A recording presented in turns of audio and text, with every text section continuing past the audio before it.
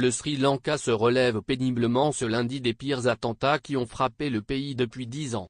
La situation reste tendue malgré la levée du couvre-feu. Une série d'explosions dans des églises et des hôtels de luxe ont fait 290 morts et plus de 500 blessés dimanche. Un bilan encore provisoire. La police sri-lankaïse a arrêté plusieurs suspects même si on ignore toujours à quelle organisation terroriste ils appartiennent.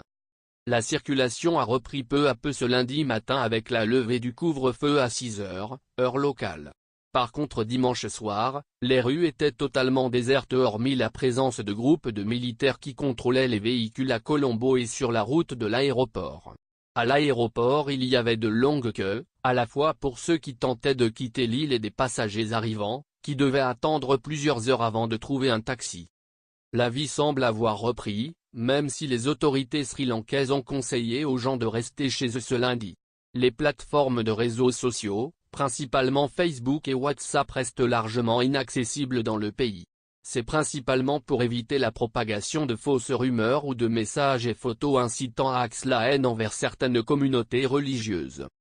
Des actes de violence rapportés envers la communauté musulmane dans la soirée de dimanche. Selon la police, un cocktail Molotov a été lancé contre une mosquée et plusieurs commerces appartenant à des musulmans ont été incendiés dans l'ouest du pays. Les attentats de dimanche pourraient être l'œuvre, selon la police sri-lankaïse, d'un groupuscule islamiste. Le ministre sri-lankais de la Défense a déclaré que tous les suspects appartenaient à une même organisation extrémiste religieuse, sans apporter davantage de détails. L'hypothèse d'attentat perpétré par de extrémistes bouddhistes contre la communauté chrétienne avait également été avancée. Plus tôt, le Premier ministre avait avoué que la police sri-lankaïse avait eu vent de la préparation d'attentats la semaine dernière, mais qu'il n'avait pas pu agir à temps. Les services de renseignement sri-lankais sont réputés pour être gangrenés par des querelles internes exacerbées par la crise politique dont le Sri Lanka a été le théâtre l'année dernière, ce qui expliquerait donc ce manquement à la sécurité. Ces informations, que le gouvernement distille au compte-gouttes, risquent d'exacerber les tensions, déjà fortes, entre la majorité bouddhiste, qui représente 70% de la population, et la communauté musulmane, qui représente 10%. 24 suspects arrêtés. Il est fait maintenant état de 24 suspects arrêtés depuis dimanche. Ils seraient tous de nationalité sri-lankaïse selon la police qui doit les interroger.